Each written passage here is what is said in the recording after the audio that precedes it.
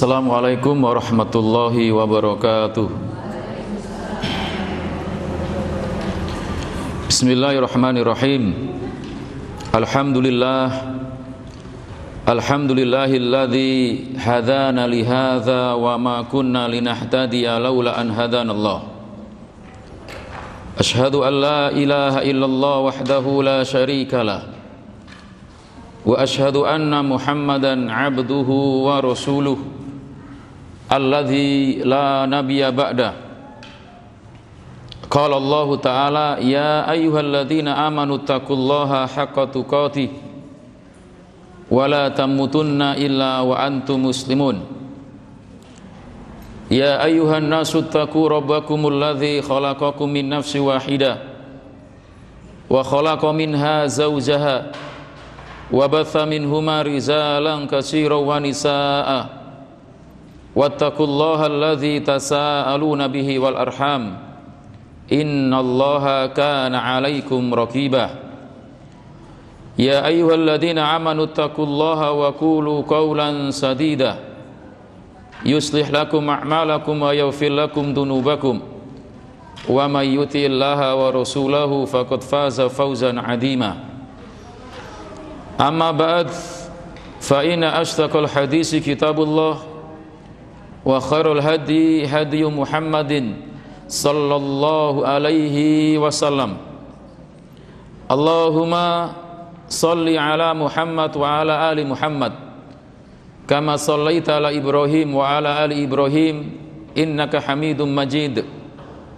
Allahumma barik ala Muhammad wa ala ali Muhammad kama barakta ala Ibrahim wa ala ali Ibrahim innaka Hamidum Majid. Ummahat dan akhwati fillah rahimakunallah. Alhamdulillah allazi bi ni'matihi tatimmus shalihat. Senantiasa kita senandungkan di lisan kita ucapan hamdalah kepada Ilahi Rabbi. Senantiasa kita hadirkan rasa syukur kita di hati sebagai berwujudan hamba-hamba yang beriman kepadanya, mengakui segala semua yang kita rasakan hari ini pada diri kita maupun keluarga kita dari nikmat-nikmat yang ada, yang jumlahnya tidak terbatas, itu semua datang dari Allah Subhanahu wa ta'ala. Maka wajiblah kita sebagai hamba yang beriman kepada Rabb kita, yang mengakui kelemahan dan kedhaifan diri kita, itu kita senantiasa bersyukur kepadanya. Dengan tidak bosan-bosannya kita mengatakan alhamdulillah. Alhamdulillahilladzi bi ni'matihi tatimmus shalihat. Alhamdulillah, pagi ini Allah mudahkan saya dan jenengan semuanya untuk hadir dan insyaallah istiqamah di dalam melaksanakan perintah Rasulnya untuk senantiasa tafaqquh fid din. Senantiasa kita berusaha memperbaiki diri, yang mudah-mudahan kita semua termasuk orang-orang yang dikehendaki baik oleh Allah. Karena Rasulullah SAW bersabda, "May yuridillahu bihi khairan yufaqihu fid din." Siapa saja orang yang dikehendaki baik oleh Allah, maka dia dimudahkan untuk memahami agama dan dia dipahamkan agama. Maka orang-orang yang suka dengan majelis taklim, orang-orang yang suka duduk untuk mempelajari Al-Quran dan As-Sunnah, maka insya Allah termasuk orang-orang yang dikehendaki baik oleh Allah Subhanahu wa ta'ala.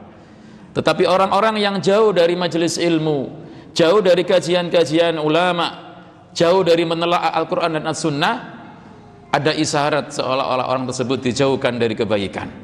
Mudah-mudahan Allah Ta'ala menjadikan saya dan jenengan semua termasuk orang-orang yang senantiasa dikehendaki kebaikan oleh Allah Subhanahu wa ta'ala. Allahumma amin. Salawat dan salam mudah-mudahan senantiasa tercurahkan dan terlimpahkan untuk Rasul kita yang tercinta, Nabi kita yang mulia, uswatun hasanah kita yang sangat senantiasa kita berusaha untuk mencontohnya, itu Nabi kita Muhammad sallallahu alaihi wasallam. Salawat dan salam juga kita haturkan mudah-mudahan untuk keluarga beliau, sahabat-sahabat beliau, juga kaum muslimin yang senantiasa mengikuti dan mengamalkan sunnah-sunnah beliau sallallahu alaihi wasallam. Ummahat dan akhwati fillah, Pagi ini kita melanjutkan sesi yang kedua tentang Ashabul Kahfi. Insya Allah bagi yang pertemuan terakhir mengetahui dan datang tahu, ini edisi yang kedua dan kita akan mengambil pelajaran dari kisah Ashabul Kahfi. Kenapa? Karena Allah menyuruh kita untuk mengambil pelajaran sebagaimana Allah firmankan dalam surat Al-A'raf, surat yang ke-7 ayat 176. Apa kata Allah? Faqsusil qasasa la'allahum yatafakkarun. Ceritakanlah kisah itu agar kisah itu bagi orang-orang yang beriman bisa diambil pelajaran. Terlepas dari itu semua, kula jenengan insya Allah kalau tiap malam Jumat atau hari Jumat baca surat Al-Kahfi nggih? Alhamdulillah. Karena ada keutamaan yang mana apabila kita membaca surat Al-Kahfi di malam Jumat, kata Nabi, akan diberikan cahaya antara dirinya sampai Ka'bah. Dalam satu riwayat, man qara'a fi yaumil jum'ah, siapa orang yang membaca di hari Jumat, maka dia akan diberi cahaya antara dua Jumat. Maka ketika kita bisa istiqomah untuk mengamalkan sunnah tersebut, maka paling tidak juga kita harus tafakkur, tadabbur, memahami apa yang kita baca. Dan kisah yang ada di surat Al-Kahfi diantaranya adalah Ashabul Kahfi, tentang para pemuda yang dengan keimanan mereka untuk menjaga iman tersebut rela menjauh dari pemimpin yang kufur. Dan telah kita bahas pendapat yang terkuat berapa jumlahnya jamaah? Berapa? Pendapat yang terkuat berapa jumlahnya Ashabul Kahfi? 7 apa 5 apa 3? Khilaf ulama. Sudah kita terangkan kan? Berapa jamaah? 7 yang terkuat itu 7. Adapun nama-namanya di mana gua tersebut, memang ada kisah dari para ulama, tapi semua Israiliyat, tidak ada yang sahih dari Nabi, sehingga kita nggak penting untuk memahami siapa nama-namanya, apa Paijo, Pairin, Painten, nggak perlu karena nggak disebutkan. Cuma kita imani itu ada 7 pemuda yang rela membawa keimanan dan mempertahankan iman menuju gua. Baik, itu kita bahas sudah. Jamaah yang dimuliakan oleh Allah, kita sekarang mengambil pelajaran yang lain yang disebutkan oleh pengarang kitab saya, yaitu Al-Furqan fi Qasasil Quran. Apa yang bisa kita ambil dari pelajaran Ashabul Kahfi setelah kita menceritakan tentang mereka? Yang pertama di kesempatan pagi ini adalah ikhfadillaha yakhfadkah. Jagalah Allah, Allah akan menjaga kamu. Jagalah Allah, Allah niscaya akan menjaga kalian. Loh, pertanyaannya bagaimana menjaga Allah? Allah kan maha kuasa, Allah maha perkasa, Allah maha kuat, Allah maha agung. Kok dijaga? Maksudnya gimana? Yang bisa angkat tangan saya kasih hadiah kalau betul.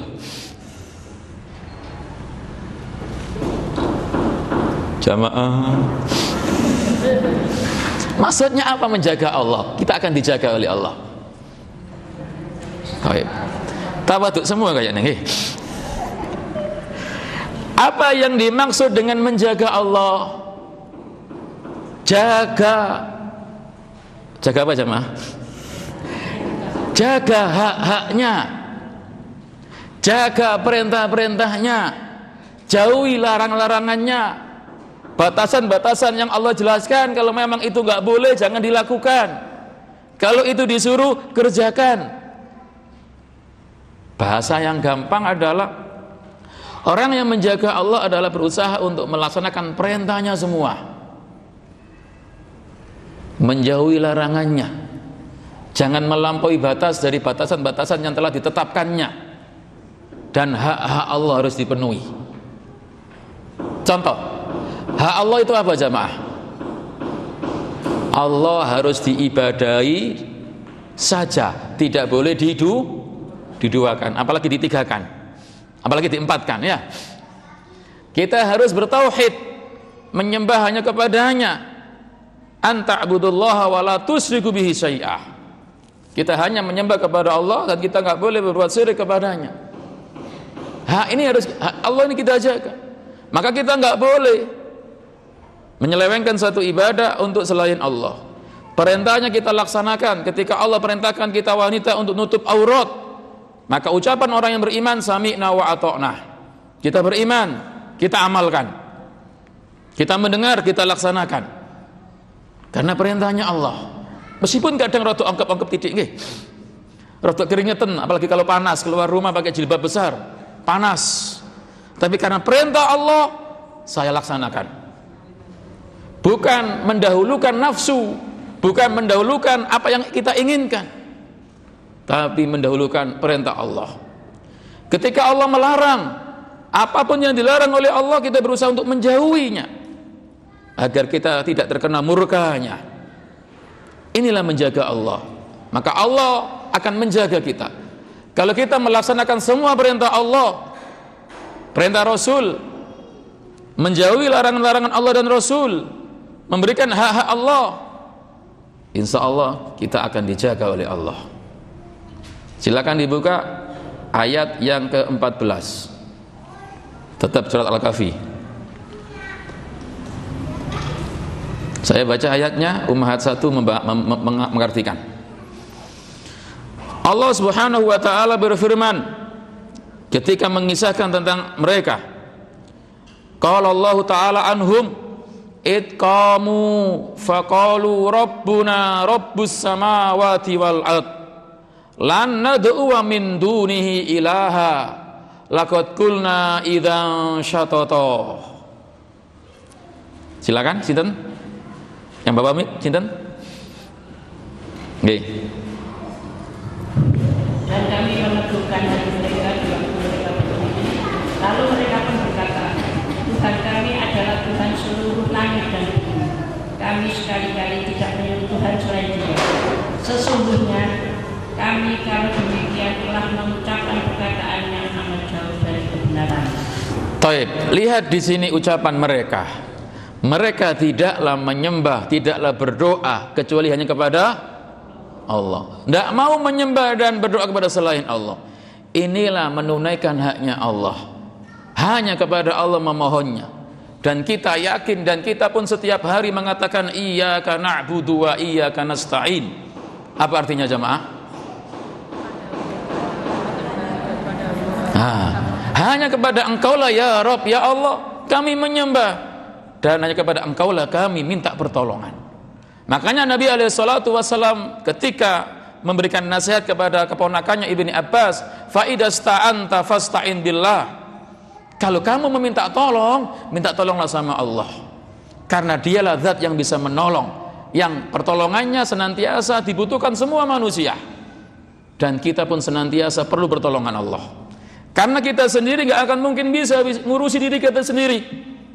Sekejap mata gak akan bisa tanpa pertolongan Allah. Makanya kita mengakui tiap pagi, bahkan doa Nabi, Allahumma rahmataka arju falatakini ila nafsi tarfata'in. Kalau yang pagi sore, ya hayyu ya qayyum bi rahmatika astaghis aslih lisani walatakini ila nafsi tarfata'in. Gitu. Pengakuan kalau kita ini lemah, gak bisa ngurus diri kita sendiri kecuali pertolongan Allah. Sekejap mata gak bisa. Pertolongan Allah yang kita butuhkan. Taib. Ini contohnya mereka menunaikan hak Allah. Mereka menjaga yang menjadi kewajiban seorang hamba hanya kepadanya dia menyembah. Taib. Contoh yang lain. Silakan dibuka tetap sekarang ayat yang ke-10. Agak mundur dikit. Sudah ketemu? Id awal fityatu ilal kahfi faqalu rabbana in atina min ladunka rahmah wa hayyi lana min amrina rasyada. Silakan. Ingatlah tatkala para pemuda itu mencari tempat berlindung ke dalam gua, lalu mereka berdoa, wahai Tuhan kami, berikanlah rahmat kepada kami dari sisimu dan sempurnakanlah bagi kami petunjuk yang lurus dalam urusan kami. Tayyib, jazakillah khair. Lihat, ketika mereka masuk gua, yang diingat siapa? Allah. Beda kali kula jenengan. Masuk supermarket, masuk toko, yang diingat apa, Bu? belanja, diskon. Masuk pasar, ya mungkin ayamnya, mungkin dagingnya, mungkin lomboknya. Betul, itu yang kita butuhkan, kita belanja. Tapi pernahkah kita masuk satu tempat, Allah dulu yang kita ingat? Rabbana, wahai Rabb kami, minta sama Allah agar diberikan rahmat, petunjuk. Ini pelajaran yang menarik. Mereka keadaannya seperti itu, yang diingat tetap Allah, mintanya sama Allah. Kulun jenengan kadang keadaan enak, keadaan sehat, banyak nikmat, tapi kadang lupa Allah. Bukan subhanallah, subhanallah, tapi WhatsApp terus nih. Jamaah yang dimuliakan oleh Allah Subhanahu wa taala. Pelajaran yang menarik apa? Ketika kita singgah di sebuah tempat manapun, ketika kita melangkah masuk di situ, ingatlah Allah. Artinya lisan jangan sampai lepas dari berzikir. Makanya sahabat yang mulia Ibni Mas'ud ketika menafsiri ayat ya ayyuhalladzina amanu taqullaha haqqa tuqatih wa la tamutunna illa wa antum muslimun. Kalau tidak salah ini Al-Imran 102. Coba dicek, Bu. Al-Imran 102, surat ketiga, Bu.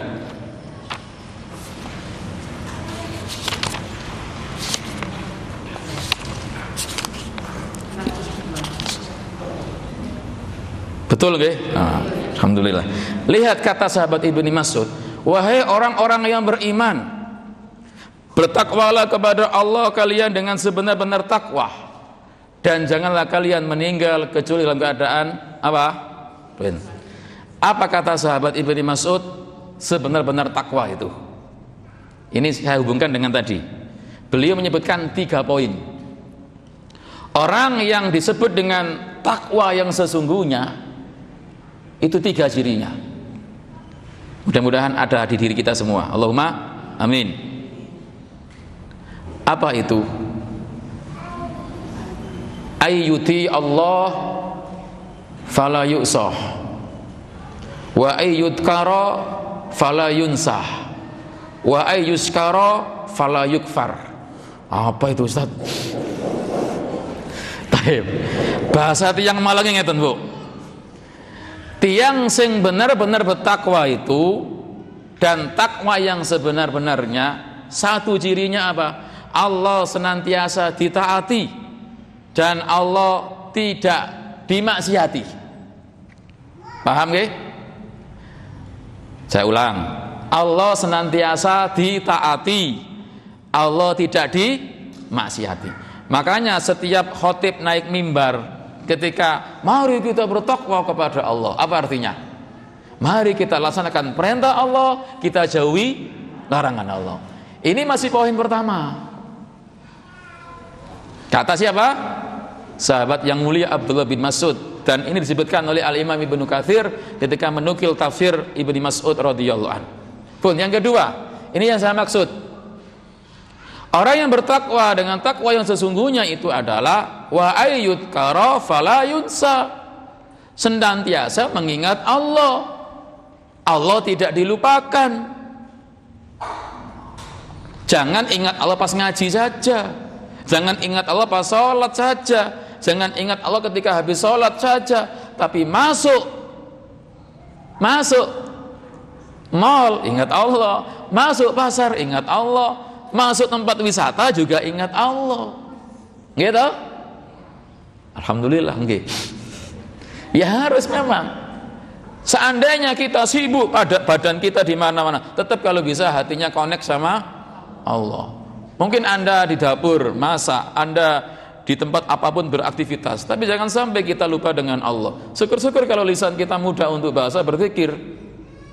Di sini Ashabul Kahfi ketika masuk gua, apa yang diucapkan? Rabbana innana atina min ladunka rahmah. Minta sama Allah, berdoa sama Allah. Ini pelajaran yang menarik, jamaah. Mohon maaf, karena kita kadang kalau ingat Allah, kita zikir kalau pas ngaji, habis sholat, terus diingatkan. Tapi kalau pas sendiri, pas leye-leye, pas jagongan, pas ngerumpi, ya yang diingat bukan Allah. Fulanah, Ya apa fulana iku yuk? Kabare ya apa yuk? Akhirnya gosip yang terjadi. Na'udzubillah min dzalik. Baik, yang ketiga itu bukan pembahasan saya, sudah 3 biar cepat. Yang ketiga kata Ibnu Mas'ud, apa ciri orang bertakwa itu? Wa ayyuskara fala yukfar. Allah itu senantiasa disyukuri, tidak dimaksiati. Afan, tidak dikufuri. Allah itu terus disyukuri, artinya nikmat yang Allah berikan harus kita syukuri. Jangan kufur dengan nikmat Allah. Paham sampai sini? Ini senada dengan surat kedua, surat Al-Baqarah, kalau nggak salah 152. Silakan dicek. Al-Baqarah 152.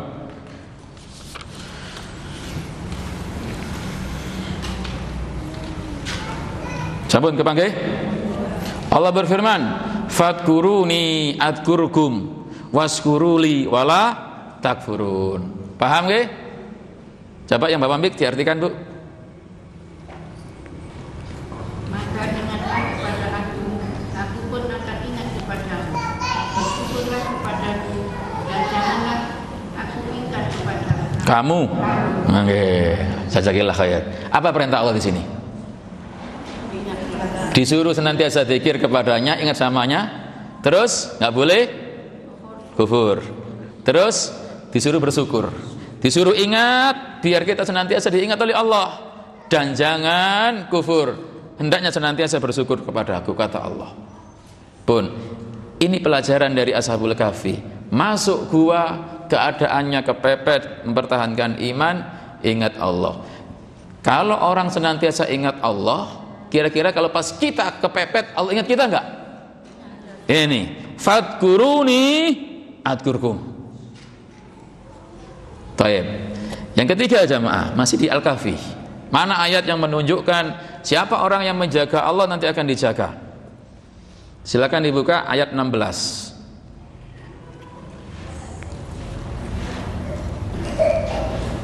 Allah Subhanahu wa taala berfirman tentang mereka, "Wa idzi tazaltumuhum wa ma ya'buduna illallah fa'bu ilal kahfi yanshur lakum rabbukum mir rahmatihi wa yuhayyi lakum min amrikum mirfaqah."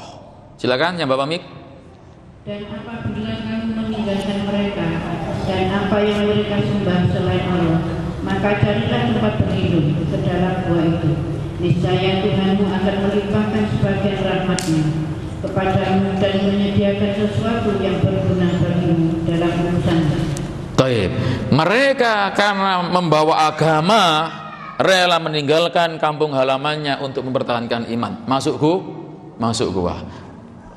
Lari dari orang-orang kufur menuju Allah, mempertahankan iman, masuk gua. Kenapa? Mempertahankan diri supaya iman tetap ada. Sebagaimana para sahabat di awal-awal Islam, mereka hijrah ke Habasah sampai 2 kali ke Habasah. Pernah dengar ya? Pernah.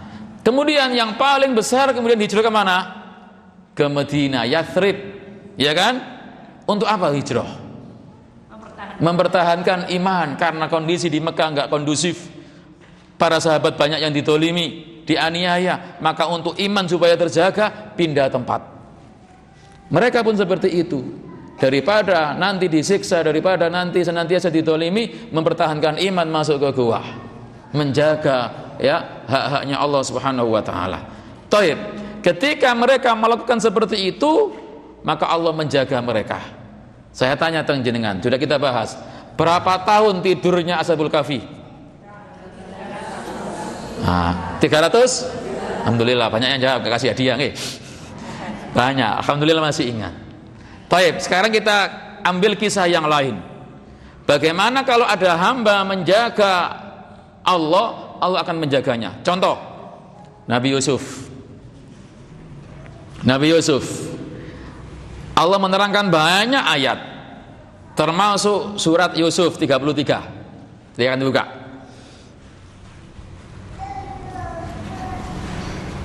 Surat Yusuf 33. Surat 12, Bu, ayat 33. Bagaimana ketika Nabi Yusuf dengan keimanannya digoda wanita yang cantik, ya kan? Digoda wanita yang cantik. Apa yang Nabi Yusuf lakukan? Apa yang lakukan, Bu? Menolak. Bahkan dia mengatakan, Rabbi sijni ahabbu ilayya mimma yad'unani ilai. Rabbi sijnu ahabbu ilayya mimma yad'unani ilai. Ya Rabb, penjara lebih aku sukai daripada aku memenuhi ajakan siapa? Beda dengan orang Arema. Kesempatan Ustaz. Ini kan akhirnya ganteng ini, uangnya banyak ini. Gratis lagi nih. Ya itu kalau kita menuruti nafsu jamaah, ngapunten. Tapi karena beliau punya iman, mempertahankan iman, nggak mau berzina, betul? Nggak mau berzina, mempertahankan iman. Kenapa? Ini maksiat ini. Ini kalau saya lakukan Allah murka sama saya. Saya nggak mau Allah murka sama saya. Lebih baik aku dipenjara daripada aku berzina dengan wanita itu. Oh, subhanallah. Apa yang terjadi ketika dia di penjara? Thayyiblah di penjara. Apa yang terjadi? Hasilnya dia jadi apa jamaah? Menteri kan gitu kan. Kata orang sengsara membawa apa? Nikmat. Ma'al usri yusroh. Memang dah enak, tapi hasilnya luar biasa. Para sahabat ketika ke Madinah pertama kali gimana? Nggak punya harta, nggak punya, mohon maaf, apa yang dia bawa nggak punya. Sampai orang-orang Mekah itu bilang, wahai orang-orang Ansor, wahai orang-orang Muhajirin, ini aku punya istri 4 ini, pilih yang kamu suka yang mana, silakan ambil. Oh, luar biasa. Tapi bukan kayak kita, Bu. Kalau kita ditawani seperti itu, oke 86 gitu nggih. Kita ambil saja mana yang paling cantik kita sukai. Tapi mereka kan namanya orang juga menjaga diri. Justru mereka mengatakan apa? Tunjukkan aku ke pasar saja. Aku ingin berniaga, aku nggak ingin ambil hartamu. Meskipun mereka ingin mengasih uang, tapi ditolak dengan baik. Inilah persaudaraan di atas iman. Orang Ansor menyambut mereka dengan baik, bahkan rela membagi istrinya dan hartanya. Tapi orang Muhajirin pun menjaga diri, tidak mau langsung diterima, tapi ingin senantiasa mencukupi dirinya dengan melakukan aktivitas sendiri dan bekerja sendiri. Maka jamaah, ma'al usri yusrah. Maka kita mungkin yang sekarang sukses, ngapunten, mohon maaf, nggak mungkin langsung sukses. Kita mungkin yang sekarang S1, S2, S3, bahkan SS yang lain gitu. Pasti awalnya ada TK, ada SD, ada SMP, SMA, kan nggak mungkin S1 toh. Sengsara dulu. Kalau ustadz-ustadz yang terkenal juga nggak mungkin langsung jadi ustadz kenal.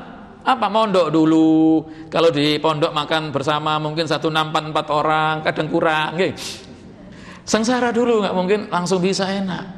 Maka seperti itu dengan Nabi Yusuf, sengsara luar biasa. Tapi hasilnya subhanallah. Taib.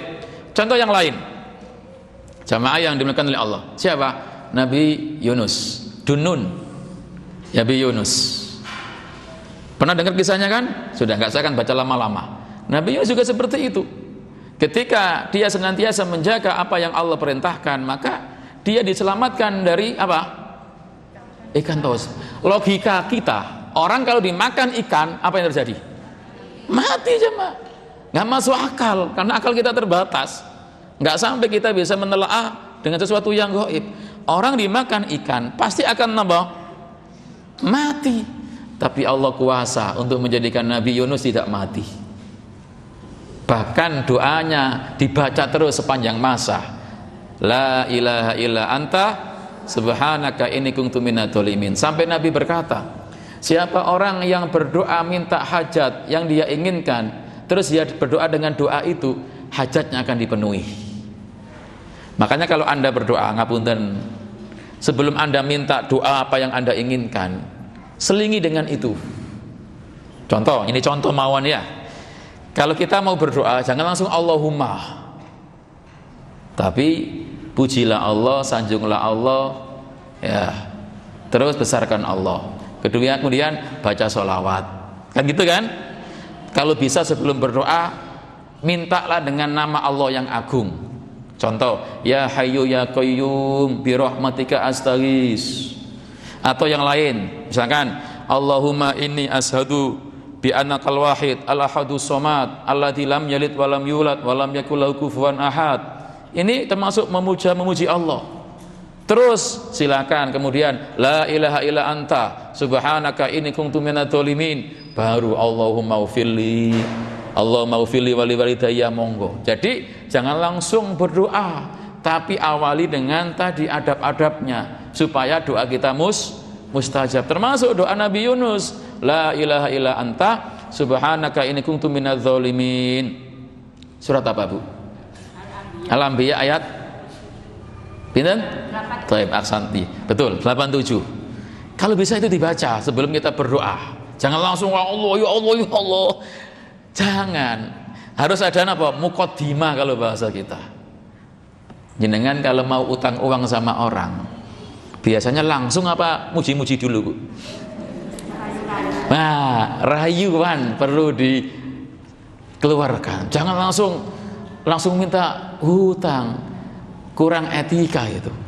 Bahasanya kita datang dengan sopan, kita berkata-kata yang baik, terus dipuji, masya Allah, jenengan itu masya Allah beginilah. Maksud saya kesini gini, gitu loh. Orang kalau dipuji dulu senang, betul? Senang, baru diminta gampang, insya Allah.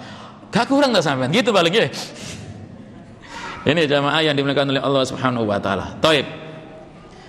Kisah yang lain, lihat bagaimana Abu Bakar dan Rasulullah ketika keluar menuju Madinah. Karena mereka orang yang senantiasa mentaati Allah dan Rasul, Allah tolong. Sampai suatu saat ketika Abu Bakar sembunyi bersama Rasul di gua, gitu? Pernah dengar kan? Kan Abu Bakar bilang, ya Rasulullah, seandainya mereka noleh ke bawah saja kelihatan kita. Itu khawatirnya siapa? Karena memang bukan tempat untuk bersembunyi, tapi Allah memang menyuruh dan Allah menskenario. Meskipun tempat yang kalau seandainya dilihat ke bawah kelihatan, tapi mereka nggak bisa melihat. Sampai Nabi berkata, ya Abu Bakrin, ma dzannuka bisnainillah thalithuhuma. Wahai Abu Bakar, jangan khawatir, kita berdua betul, tapi yang ketiga adalah Allah. Nah, innallaha, jangan takut, Allah bersama kita, pertolongannya maksudnya. Kata Abu Bakar, seandainya mereka gini kelihatan, cuma Allah yang menjaga. Kenapa? Karena mereka senantiasa orang yang baik. Makanya Anda mohon maaf, suatu saat ketika Anda misalkan terjadi sesuatu, kadang kita nggak masuk akal. Kita kalau logika kita ini akan kecelakaan, tapi ternyata enggak, Allah menolong kita. Bonjungkir, tapi alhamdulillah nggak babras. Pernah nggak gitu ada sama? Kalau bahasa tiang Jawa, belai selamat nih. Ngoten, wis belai tapi selamat.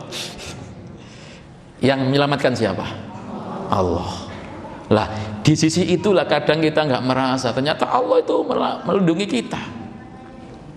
Maka siapa yang menjaga Allah, Allah akan jaga. Termasuk 3 orang yang masuk gua, masih ingat? Masuk gua, hujan deras, kemudian apa? Batu longsor menutup pintu gua. Dengar ya? Pernah dengar ya? Akhirnya mereka bertawasul dengan amal soleh kan? Ya Allah saya begini, ya Allah, ya Allah saya begini, ya Allah saya begini, ya Allah. Dibukakan oleh Allah. Kalau secara akal nggak kuat manusia mendorong, batunya besar, tapi Allah yang berkehendak, batu geser sendiri. Bukan sulapan jamaah, tapi Allah yang menolong. Lihat juga Nabi Ibrahim. Kalau logika kita Nabi Ibrahim masuk api, apa yang terjadi? Hangus, kata orang Jawa, nyunyut, leleh. Tapi malah tidak. Kenapa Nabi Ibrahim diselamatkan? Karena Nabi Ibrahim senantiasa menjaga Allah. Disinilah pentingnya, mohon maaf ngapunten, mari kita berusaha. Apa yang Allah perintahkan kita laksanakan, apa yang Allah larang kita jauhi, terus kita berikan hak-hak Allah agar senantiasa Allah menjaga kita. Allahumma amin. Taib. Jamaah yang dimuliakan oleh Allah Subhanahu wa taala, yang selanjutnya, yang keberapa? Kedua ya. Pelajaran yang bisa kita ambil adalah dari perkataan dan kisahnya Ashabul Kahfi, yaitu as-sa'atu atiyatun la raiba fiha. Kiamat itu pasti terjadi dan tidak ada keraguan di dalamnya. Jadi kiamat itu pasti terjadi, tidak ada keraguan di dalamnya. Silakan dibuka surat Al-Kahfi ayat 21.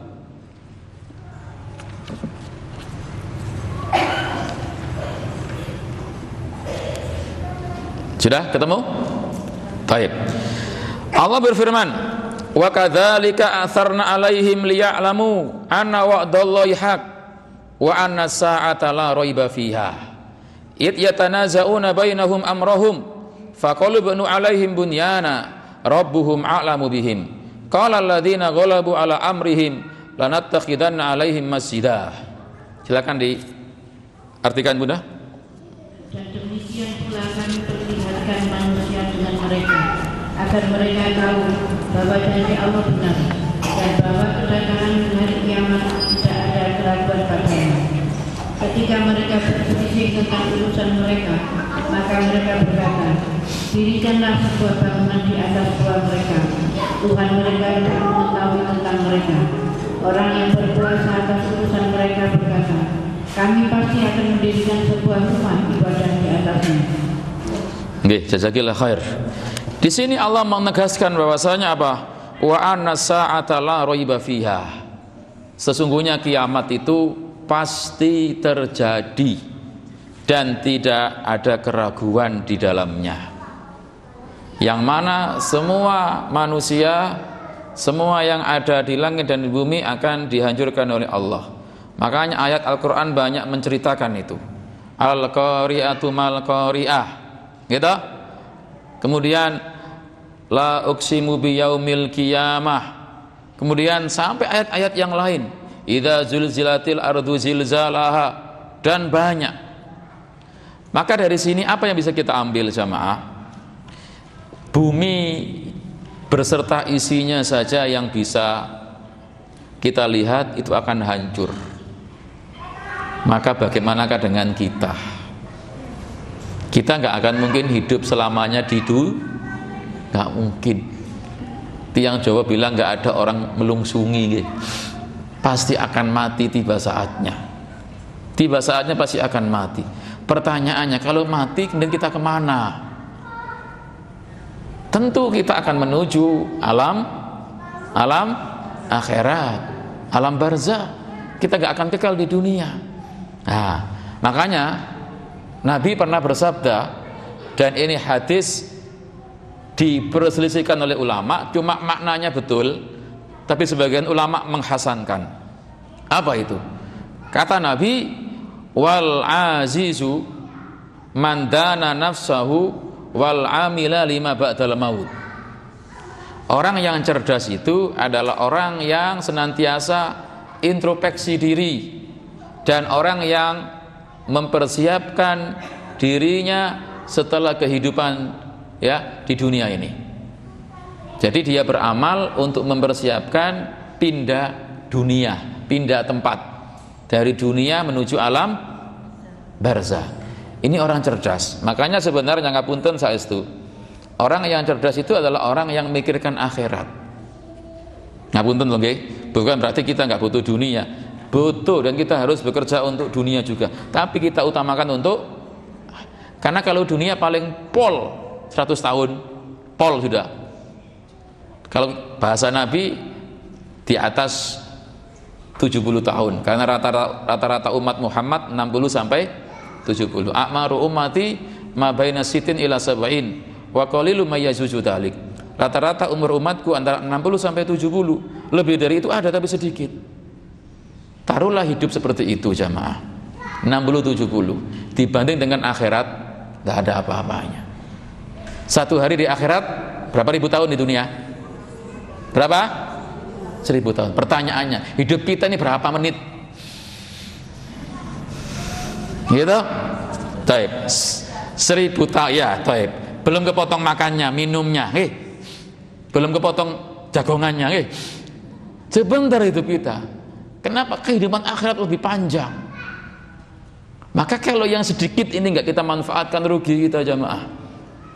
Makanya sahabat Ali bin Abi Thalib berkata, ini hanya untuk menguatkan.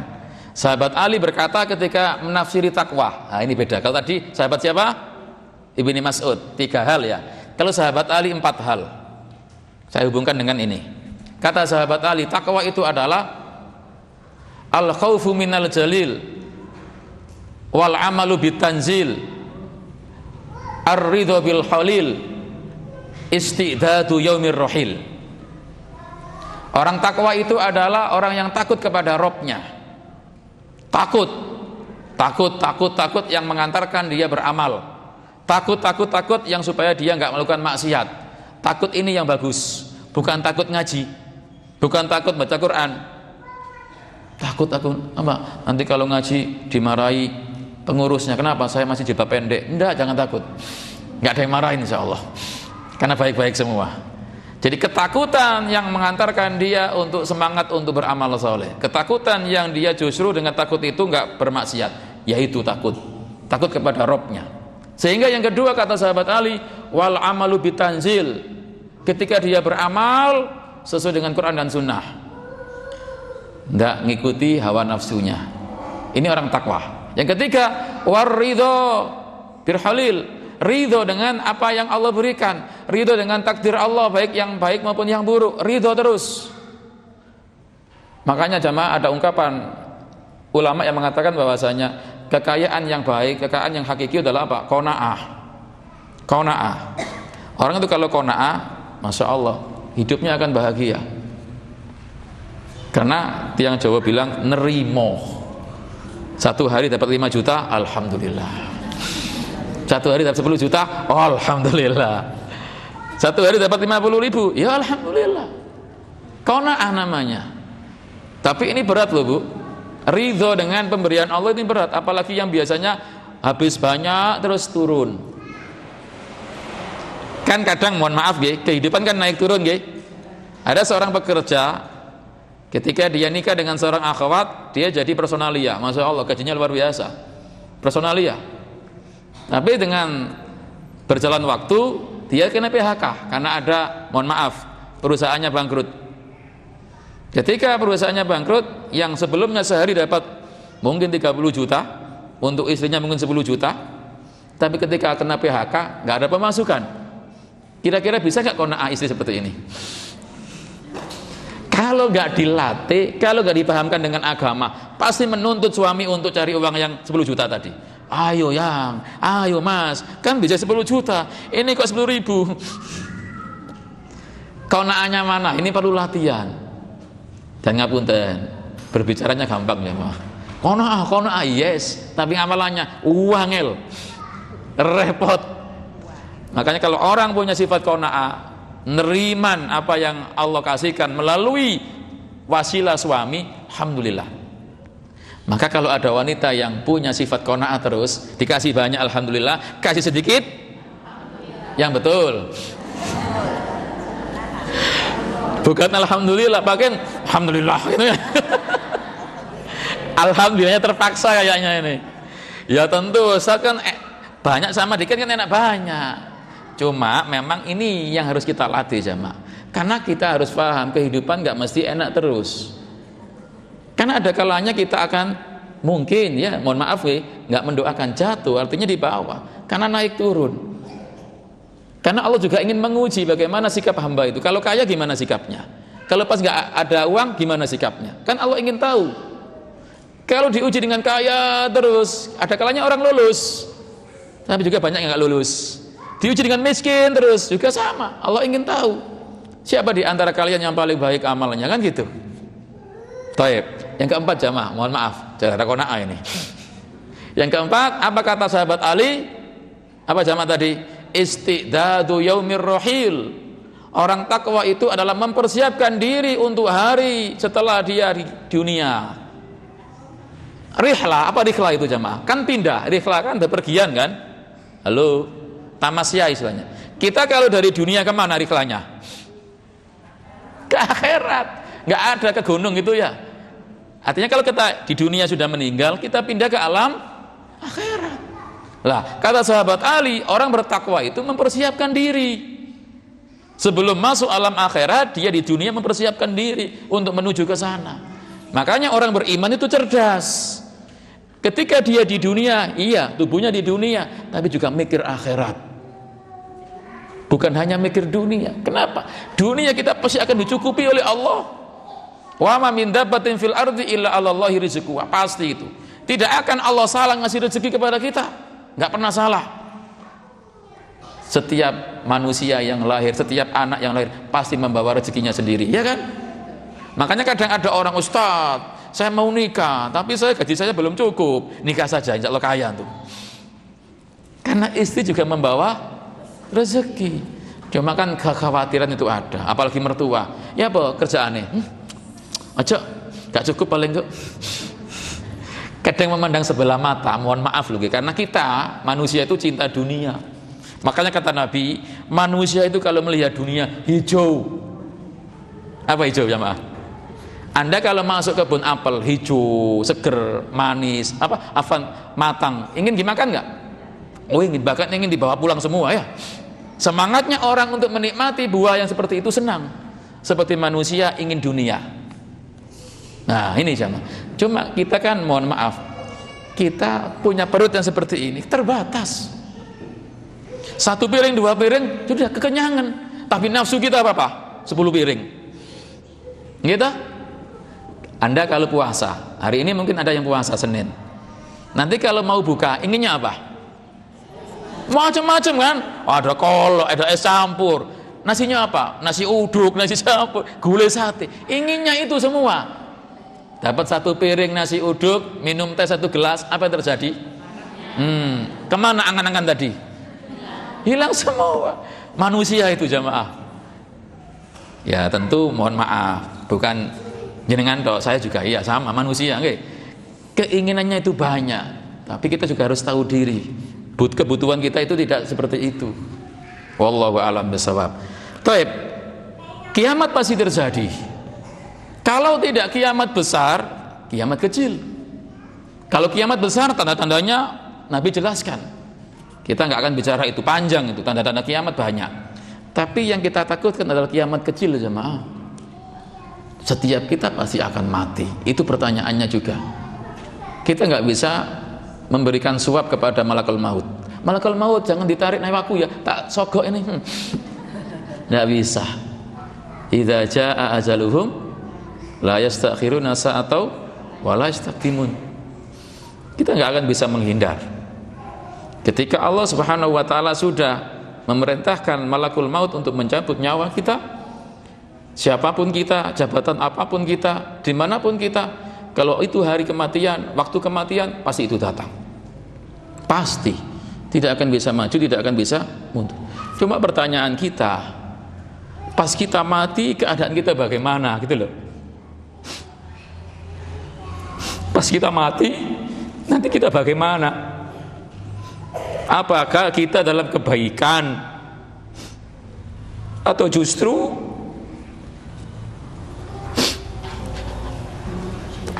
Allah mematikan kita pas melakukan perbuatan yang tidak baik? Kita tidak tahu. Inilah yang kita takutkan. Inilah yang perlu kita persiapkan. Karena kematian datangnya pasti tiba-tiba.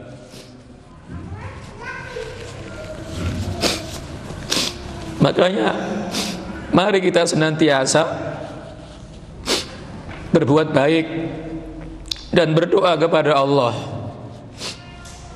agar Allah Subhanahu wa taala mengistiqomahkan kita untuk berbuat baik dan mematikan kita dalam keadaan baik. Karena seseorang itu biasanya jamaah meninggal dalam keadaan seperti yang biasa dia lakukan. Kalau dia berbuat baik, insya Allah matinya pun dalam keadaan baik. Tapi kalau dia berbuat buruk, insya Allah pun seperti itu. Tapi tidak pasti juga. Tapi ada juga orang yang mungkin kebiasaannya jelek, tapi Allah berikan hidayah, akhirnya dia pun dapat hidayah, bertaubat, masih dalam keadaan baik. Nah inilah yang kita takutkan. Maka jamaah yang dilakukan oleh Allah Subhanahu wa taala, sebagaimana perkataan Al-Imam Ibnu Qayyim, jangan kita seperti orang-orang yang tertipu. Apa orang tertipu itu? Dia tahu Allah itu Maha Pengampun. Dia tahu Allah itu Maha yang senantiasa menerima taubat. Dia faham itu, tapi dia justru terus maksiat. Maksiat. Kenapa? Karena dia bilang, nanti saya taubat lah, Allah akan terima taubat. Nanti saya minta ampun, Allah akan mengampuni. Ini orang yang tertipu, jamaah. Kenapa? Karena belum pasti kalau kita habis maksiat kita bisa taubat. Kita habis berdosa kemudian kita minta ampun, diampuni, belum pasti. Maka tentu jamaah, kita berusaha menjauhi sejauh-jauhnya maksiat. Jangan sampai maksiat itu diremehkan, digampangkan, karena juga ada balasannya. Dan kita takut kalau pas Allah ambil nyawa kita dalam keadaan tidak baik.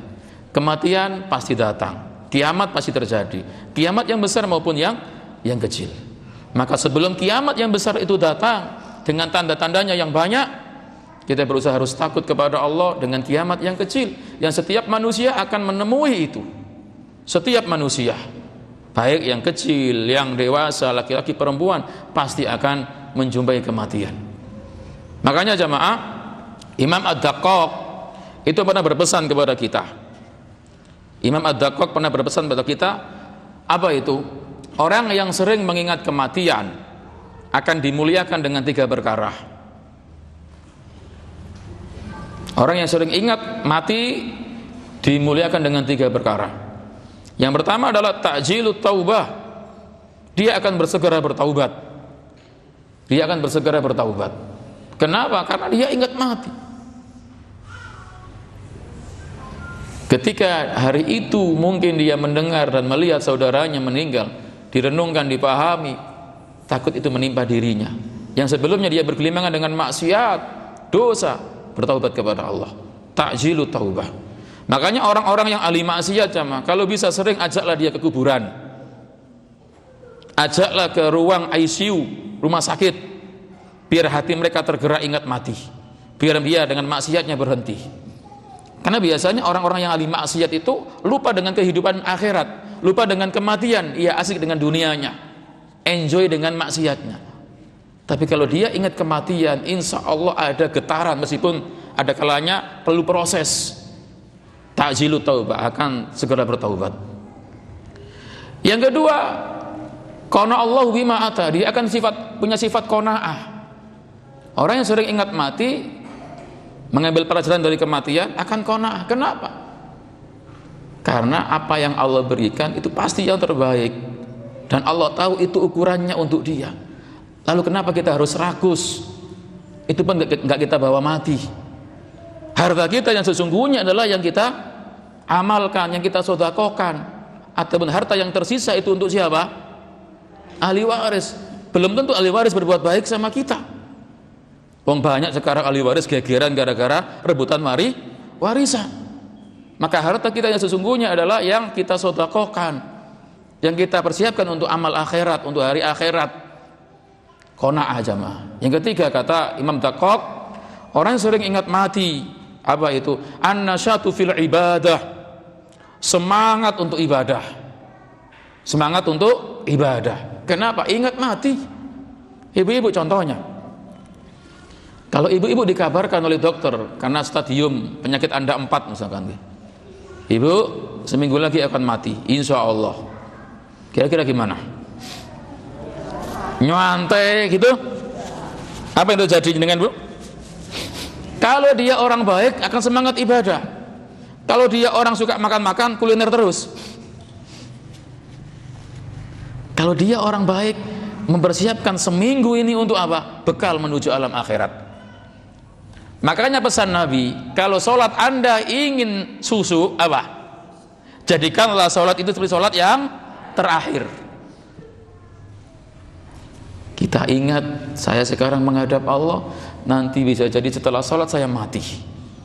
Ketika ini kita hadirkan, insya Allah nggak akan sholat patas dan cepat. Kita berusaha, dia berusaha memahami, menghayat. Bahkan ketika berdoa sujud, dilamakan dia mungkin sujudnya.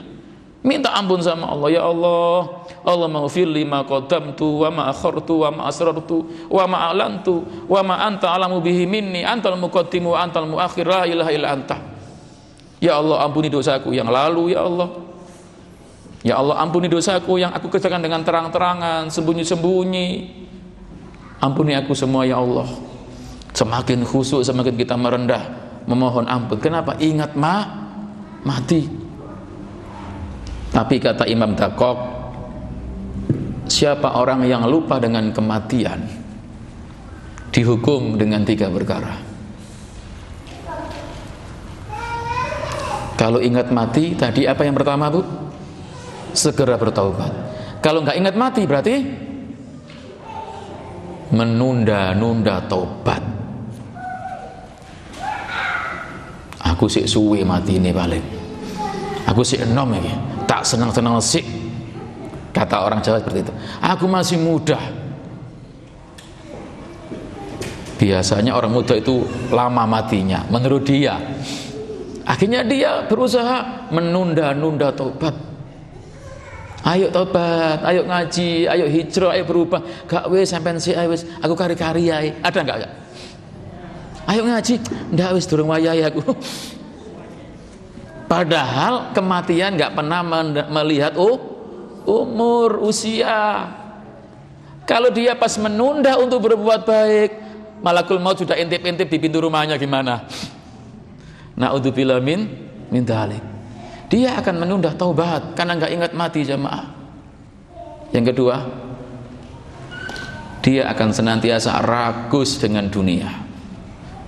Lawan dari qanaat tadi apa? Ragus. Dan itu sifat manusia yang asli, jamaah. Kata Nabi, seandainya manusia punya 2 lembah emas, pasti ingin yang ketiga. Emas sama, bukan pasir loh, 2 lembah emas, pasti ingin yang ketiga. Ada orang punya mobil Avanza, ingin apa jamaah? Apa akan turun ingin Cherry gitu? Nggak. Kita yang punya Vario aja ingin yang di atasnya kan? Ya kan, kalau dulu Astrea Grand, Astrea Prima, Supra X ya, pasti lihat apa? Waduh, enak Vario paling ya. Nggak macet, nggak no persenelengi lancar insya Allah. Vario ganti jamaah, sudah alhamdulillah punya Vario. Cuma masih yang lama. Ternyata sekarang ada Vario 150 jamaah. Masya Allah, enak ya tambah baru ya. Wah enak, ganti lagi jamaah. Punya Vario masih ingin lagi kan? Kalau punya Vario Ustadz, kena hujan Ustadz, kehujanan, panas kepanasan, kayaknya mungkin enak naik mobil paling ya. Suaminya dibisiki, sayang, punya mobil paling enak ini, kalau ngaji nggak kehujanan ini, nggak bikin batuk pilek ini. Ya kan, ganti beli mobil, taruhlah Avanza lah sudah. Sudah punya Avanza, apakah sudah cukup? Lah, tidak akan cukup. Pasti kan melihat, waduh, Avanza ternyata ya enak juga, tapi kalau lihat Pajero kayaknya bukan panasnya Pajero loh, Pajero asli enak banget. Iya, itulah manusia jamaah. Maka kata Nabi, unduru ila man asfala minkum walan tandur ila man fawqakum. Lihatlah apa yang di bawah kalian, jangan melihat yang di atas kalian, supaya kalian lebih mudah untuk bersyukur. Kalau kita lupa dengan kematian, yakin kita akan ragus dengan dunia, karena sifat kita seperti itu. Tapi kata ulama, kalau kita sudah ingat mati, apalah artinya kalau dunia banyak kita nggak bisa menikmati, kita nggak akan bawa ke kuburan. Yang kita bawa adalah amal kita dan sedekah kita. Kona dia. Tapi kalau ndak ragus, jamaah, orang yang paling kaya, yang punya Apple ya misalkan, pernah dengar ya? Ya kan? Kalau kita kan Apple ya. Apakah sudah cukup dengan hartanya begitu? Tidak akan cukup. Pasti ingin tambah, ingin tambah. Itulah manusia. Semakin lupa dengan akhirat, dengan kematian, semakin rakus dengan dunia. Terakhir, kata Imam Daqqaq tadi, orang yang lupa dengan kematian dihukum dengan apa? Malas ibadah. Malas ibadah. Ayo ngaji, lapo ngaji. Ayo sholat, lapo sholat. Ayo poso, tambah manis poso luwih terus ya. Males. Hati-hati. Makanya kalau ada penyakit males, bisa jadi itu. Lupa kalau dia akan mati. Males. Kenapa gak ngaji? Rebo depan kan ono ngaji. Senin depan kan ono ngaji. Saiki gak wis. Nah, pertanyaannya, apakah ada jaminan minggu depan kita bisa ngaji? Tidak ada. Nah, disinilah mohon maaf. Jadi kalau bisa kita senantiasa sering ingat kematian. Kiamat besar pasti terjadi, kiamat kecil pasti terjadi. Taib. Jamaah yang dimuliakan oleh Allah Subhanahu wa taala. Pelajaran yang selanjutnya. Waduh, mau habis waktunya. Ketiga, jamaah yang dimuliakan oleh Allah Subhanahu wa taala, apa yang bisa kita ambil dari kisahnya Ashabul Kahfi? Maka di sini disebutkan jamaah yang dimuliakan oleh Allah Subhanahu wa taala, yaitu mari kita kembali kepada Allah. Al-firaru ilallah. Al-firaru ilallah, kembali kepada Allah. Ini diambil dari ayat yang ke-10. Ayat yang ke-10. Tadi saya baca, jangan sudah artikan, silakan dibuka lagi. Id awal fityatu ilal kahfi faqalu rabbana atina min ladunka rahmah wa hayyi' lana min amrina rasada. Ini bentuk bahwasanya ya, manusia itu hamba yang lemah, maka dia perlu pertolongan Allah dan kembali kepada Allah. Maka ar-firaru ilallah, kembali kepada Allah, ini perlu untuk kita lakukan terus. Ini jamaah yang dimuliakan oleh Allah Subhanahu wa taala, karena setiap kita menginginkan keselamatan. Mereka kembali kepada Allah dengan mengasingkan diri.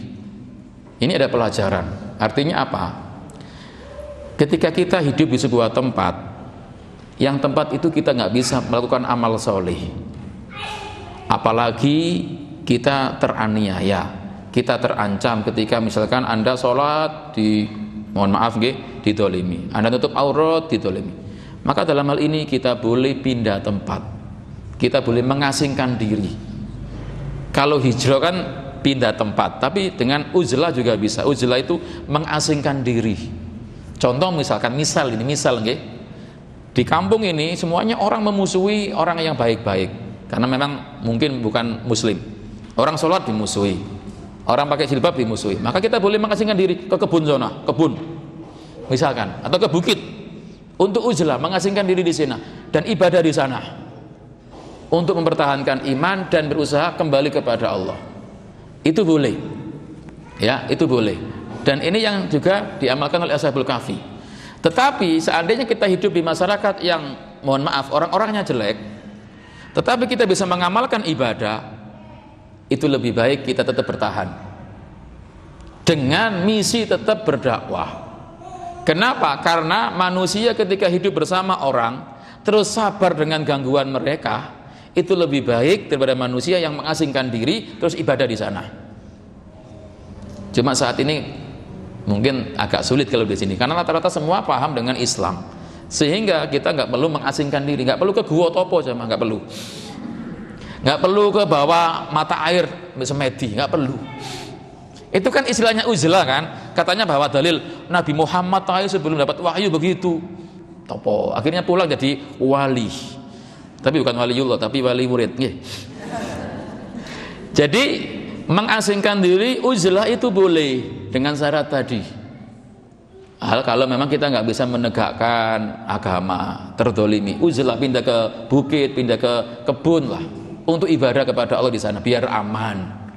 Cuma kalau di sini sudah aman, cuma banyak yang mendolimi, tapi kita sabar, kita nggak terlalu dimusuhi, tetap bisa mendirikan syariat Islam, artinya sholat bisa, tutup aurat bisa, maka silakan di sini saja, sabar dengan gangguan, itu lebih baik. Nah, ini jamaah yang dimuliakan oleh Allah Subhanahu wa taala. Cuma biasanya kalau wanita itu kan main perasaan nggih mboten jamaah. Ketika ngaji plus pulang dirasani tangga wae sudah mulai apa? Ngomong sos, gak ngaji mana wis. Apa ngaji dirasani tok. Jangan, harus sabar itu, tetap ngaji jalan. Jangan sampai gara-gara diomongi orang kita nggak lakukan kebaikan. Pernah saya ceritakan, ada bapak, ada anak dengan khimar ya. Jadi kata orang Arab mengatakan kalamunas la yantahi, ucapan manusia itu nggak ada hentinya. Sampai ngaji diomong, betul. Sampai joget nanti misalkan di panggung diomong betul. Mau tambah diomong. Sampai turu tok dia mau, gak metu-metu tekan jero ama. Apapun kita diomong orang, Maka seandainya Anda berbuat baik diomong, nggak apa-apa lah, daripada diomong jelek, kan gitu. Nggak akan selesai omongannya manusia. Maka kita cari ridho Allah, bukan cari ridho manusia. Nuruti ridho manusia, kata Imam Syafi'i, ridhon nas la yudrok, ghayatun nas la yudrok. Ridho manusia nggak akan bisa tercapai. Ada orang yang memuji Anda, yes. Memusuhi Anda, ada. Ada orang senang sama Anda, nggak senang sama Anda, ada. Nggak semua manusia senang sama kita, nggak mungkin. Karena manusia itu macam-macam. Nah, ini jamaah yang dimuliakan oleh Allah Subhanahu wa taala. Maka mari kita bersabar ketika di atas kebenaran. Dan kalaupun jamaah kita di zaman fitnah, maka yang baik itu sering di rumah.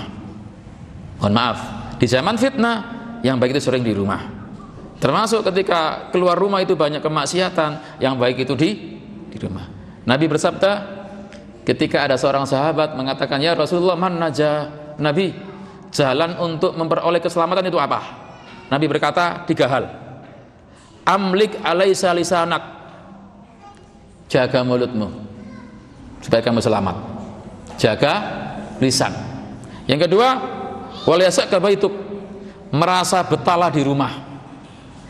Jadi bikinlah Anda itu betah di rumah, jangan sering keluar kalau banyak fitnah, apalagi banyak maksiat di luar. Bukan saya menyuruh dengan di rumah terus, tapi memang itulah perintah Al-Quran, wa qarna fi buyutikunna, kan gitu. Tapi kalau keluar rumah ada hajat, monggo silakan, tapi izin suami. Yang ketiga, jalan keselamatan apa? Wa baqi ala khati'atik, menangislah karena kamu mengingat kesalahan dan dosa. Maka ini jalan keselamatan. Kalau kita belum bisa menangis karena takut sama Allah, menangislah karena itu. Karena Nabi pernah mengatakan, la yalijun nar man baka min khosyatillah, tidak akan tersentuh api neraka orang yang menangis karena takut kepada Allah. Dalam hadis 7 golongan yang akan dinaungi oleh Allah di hari kiamat, siapa diantaranya? Orang yang malam hari ingat sama Allah, fafadat ainah, menangis. Bukan menangis karena asam urat, bukan menangis karena encok atau kesleo, tapi menangis karena takut sama Allah. Inilah jalan keselamatan. Wallahu a'lam bishawab. Karena waktunya terbatas sama biar ada tanya jawab. Mungkin sampai sini yang bisa saya sampaikan. Silakan ummahat, akhwat yang bertanya, kami persilakan. Wallahu a'lam bishawab. Nanti kalau nggak ada yang bertanya, saya tanya, saya kasih hadiah. Wallahu a'lam bishawab. Nggih.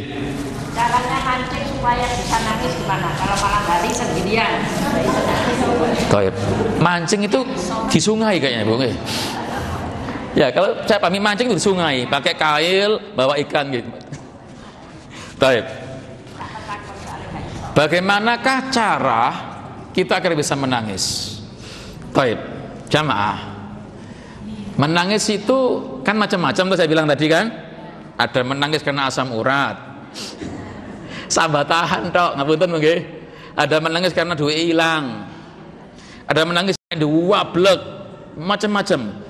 Tapi itu bukan yang kita bahas. Menangis karena takut sama Allah. Khauf, takut tempatnya di mana? Hati. Berarti yang perlu dibenahi apanya? Berarti kalau ada orang nggak bisa menangis, ada apa dengan hatinya? Ada penyakitnya.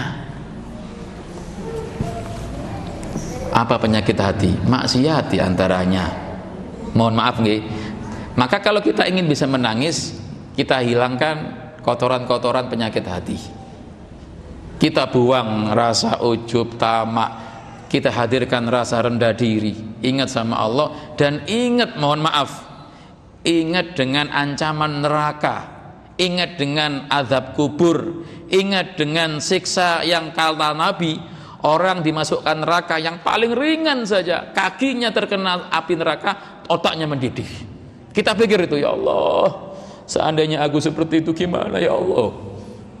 Jadi bayangan yang itu kita hadirkan.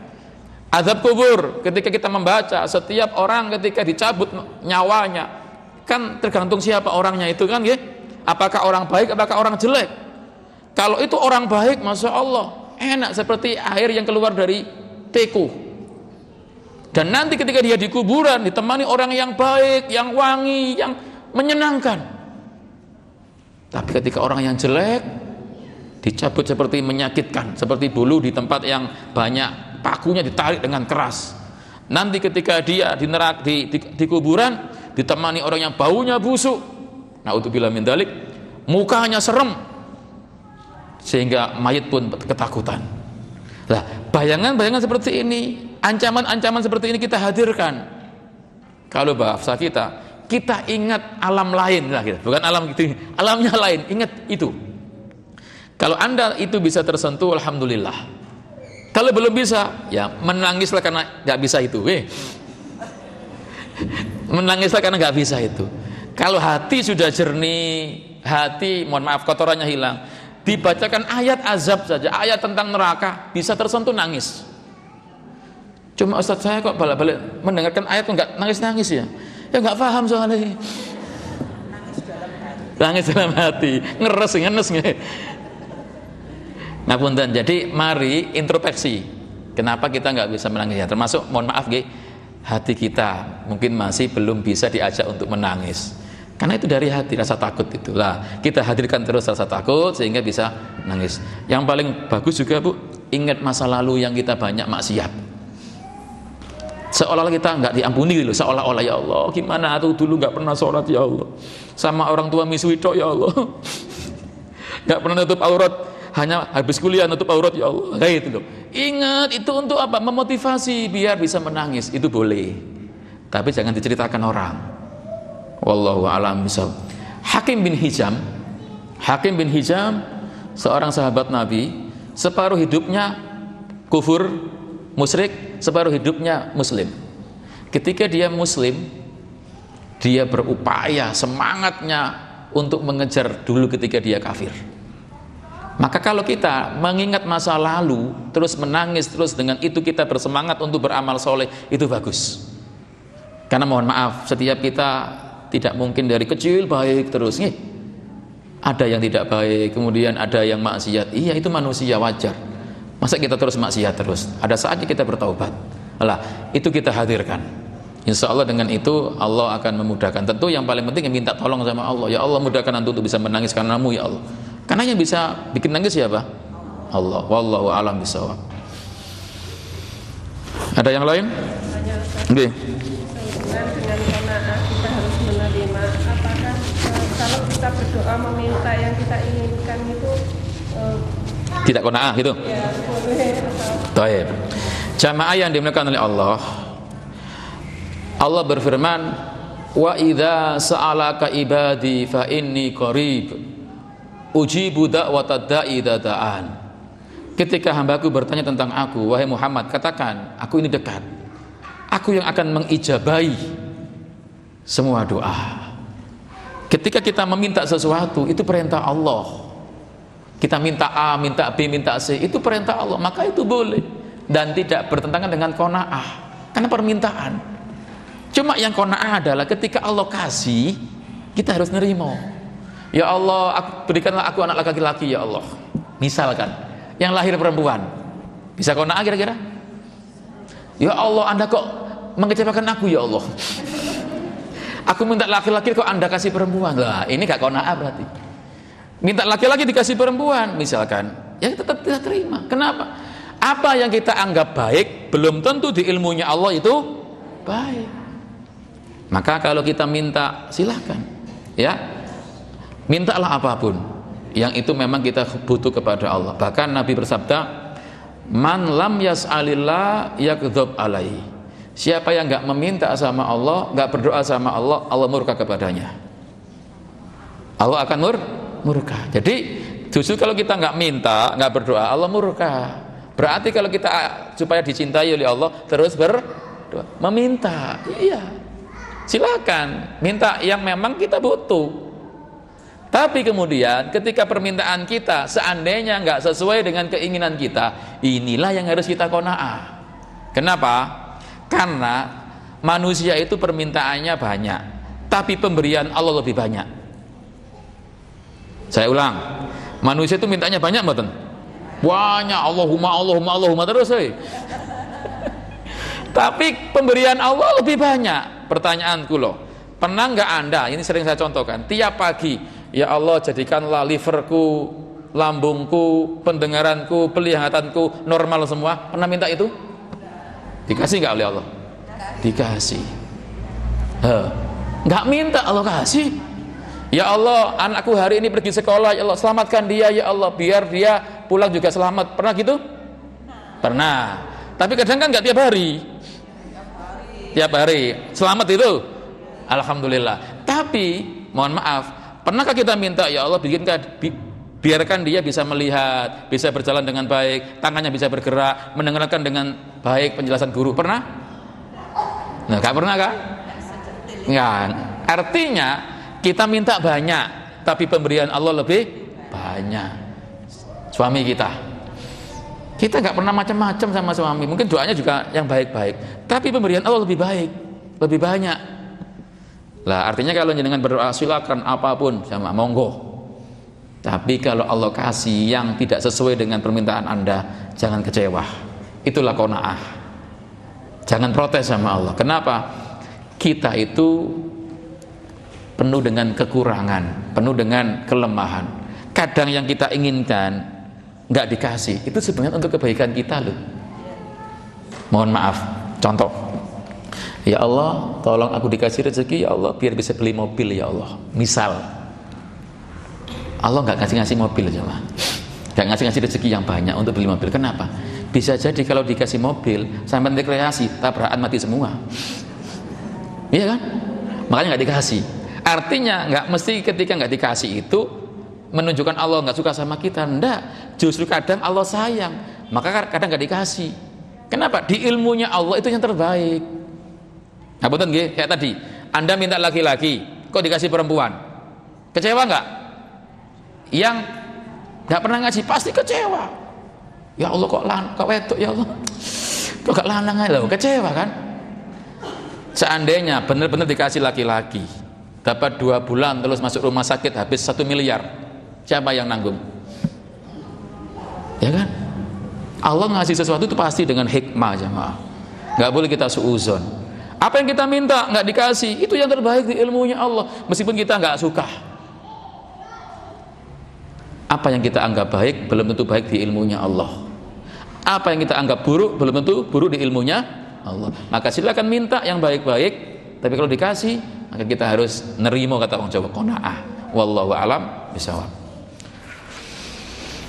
Ada lagi? Nggih. Assalamualaikum warahmatullahi wabarakatuh.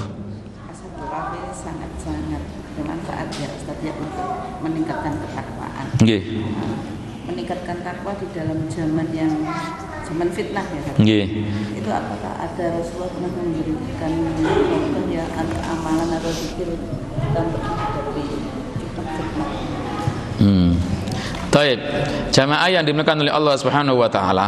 Tadi kan saya bilang di antara jalan ketika fitnah itu merajalela, kata Nabi, orang yang berjalan itu lebih baik daripada orang yang lari, orang yang duduk lebih baik daripada orang yang berjalan, orang yang di dalam rumah lebih baik daripada yang keluar rumah. Artinya ketika kita istiqomah di atas perintah Allah, perintah Rasul, kita menjauhi larang-larangannya, sebenarnya di zaman apapun itu akan bisa menjaga kita. Lebih khusus memang kalau zaman fitnah, apalagi mohon maaf hari-hari ini kita kan kalau keluar rumah rata-rata sering maksiat, kan gitu. Maka memang kalau nggak penting untuk keluar rumah, kita nggak keluar rumah. Artinya mari kita gunakan waktu itu untuk sebaik-baiknya. Zikir apa yang kita baca Ustadz? Semua zikir itu bagus, termasuk sebaik-baik zikir adalah baca Quran. Artinya silakan zikir apapun, yang penting kita bisa istiqomah. Syukur-syukur zikir-zikir yang muqayyad, zikir-zikir yang tertentu yang Nabi jelaskan, itu kita baca semua. Zikir habis sholat, zikir pagi sore, memakai pakaian, melepas pakaian, habis makan, sebelum makan, keluar rumah, masuk rumah, naik kendaraan, dan seterusnya. Di samping itu kita lakukan amal-amalan yang memang kita bisa lakukan. Zikir setiap ketika naik, turun. Lisan kita jangan sampai basah, ya jangan sampai kering dari zikir sama Allah. Kemudian seringlah bermajelis ilmu, seringlah berteman dengan orang yang baik. Kenapa? Ini akan menambah kekokohan keimanan dan menjaga keimanan. Anda sering ngaji, tapi pergaulan Anda juga dengan orang yang mohon maaf nggak sering ngaji. Kalau Anda nggak bisa mewarnai, Anda yang terwarnai. Makanya as-sahibu sahib, kata orang Arab, teman itu menarik. Teman itu menarik. Anda bisa menarik dia atau Anda bisa ketarik dia. Maka kalau Anda ingin istiqomah di atas kebaikan, ketakwaan, satu memang minta sama Allah. Maka ada doa, di antara doa Nabi apa jamaah? Allahumma inni as'alukal huda wa tuqa wal afafa wal ghina. Atau yang lain, Allahumma ati nafsi taqwaha wa zakiha anta khairum man zakaha anta waliyuha wa maulaha. Terus takwa tadi kita amalkan tadi, yang kata Ibnu Mas'ud, kata sahabat Ali. Terus minta tolong sama Allah dan istiqomah di atas itu. Insya Allah kita akan terjaga dari fitnah. Wallahu a'lam bishawab. Dan sering di rumah kalau perempuan. Wallahu a'lam bishawab. Baik, mungkin sampai di sini jam 11 saya akan kasih pertanyaan yang bisa angkat tangan. Untuk panitia silakan ditunjuk siapa yang angkat tangan duluan. Pertanyaan pertama. Sebutkan 3 pelajaran dari Ashabul Kahfi. Nggih. Monggo, silakan panitia. Pakai mic biar jelas dan yang lain bisa menyimak.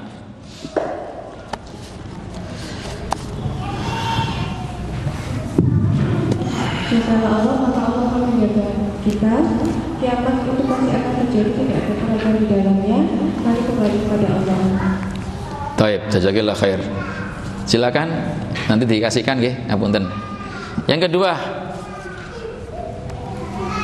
kedua, angkat tangan nggih. Tolong sebutkan definisi takwa menurut Ibnu Mas'ud, sahabat Ibnu Mas'ud.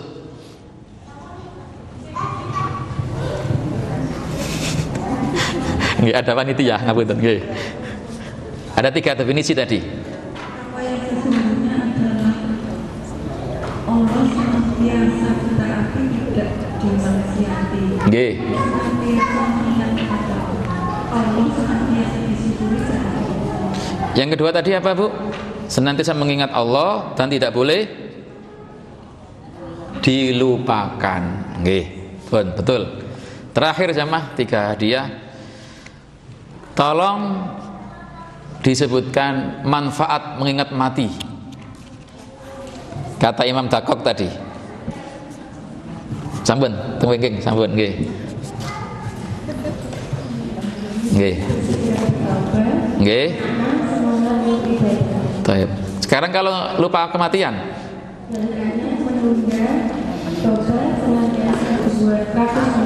Nggih. Nggih, jazakillah khair.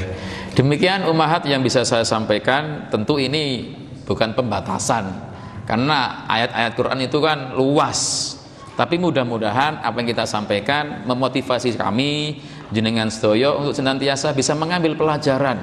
Karena di setiap kisah Al-Quran ada pelajaran, ibrah untuk kita. Mudah-mudahan kita termasuk orang-orang yang bisa mentadabburi Quran dan mengambil pelajaran dari Al-Quran. Allahumma amin. Semua yang benar datang dari Allah, yang salah kurang dari kelemahan kita, kekurangan kita dan godaan setan, dan kita istighfar kepada Allah. Terima kasih untuk ummahat, akhwat semuanya. Mohon maaf atas segala kekurangan. Kita akhiri dengan doa kafarah majlis.